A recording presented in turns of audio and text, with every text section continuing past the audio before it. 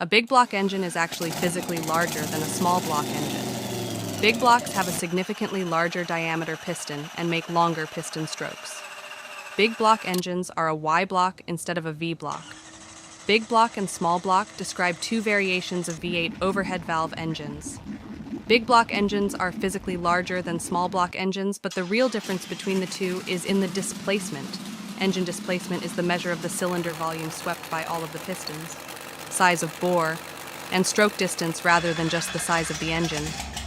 Big block was first coined as a term for a series of large displacement V8 engines that were developed by GM in the 1950s and have been produced in the United States until 2009. As American-built automobiles grew in size following World War II, the engines they used had to become larger and more powerful. Other manufacturers quickly followed suit to keep up with the large engines that GM was producing. The Chrysler B and RB engines are a series of big block V8 engines introduced in 1958. The FE from Ford Series Big Block was introduced in 1958 as the 332 cubic inch V8 with a 4.4-inch bore and a 3.30-inch stroke.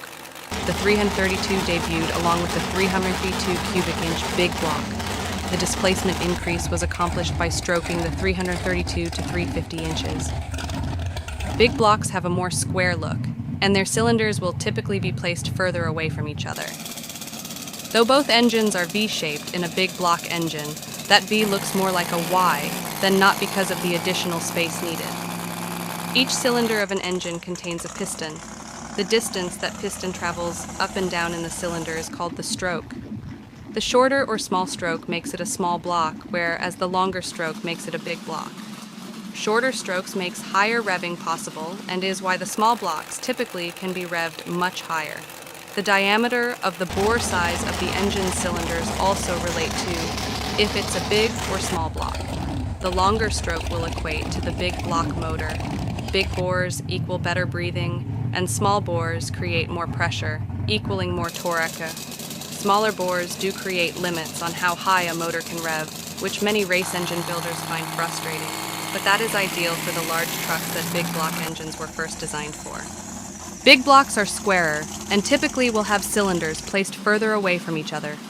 Though both engine styles are V-shaped in a big block engine, that V looks more like a Y because of the additional space needed. The big block is used for larger passenger cars and trucks, so they work harder, thus creating more heat. They are also cast larger to allow for the large piston bore that a big block requires. So looking at the front of the two engines, you can see a noticeable difference in the width or girth of the big block. The big block engine was originally built for extra horsepower in light trucks and passenger cars.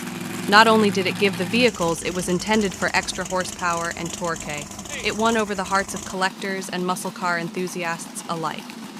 Introduced by GM in 1958, the Mark I or W engine, as it was first named, was built for the larger passenger cars and trucks that GM was building at this time. The small block motors with their lower torque ratings were not able to handle the heavier loads that all these vehicles were hauling.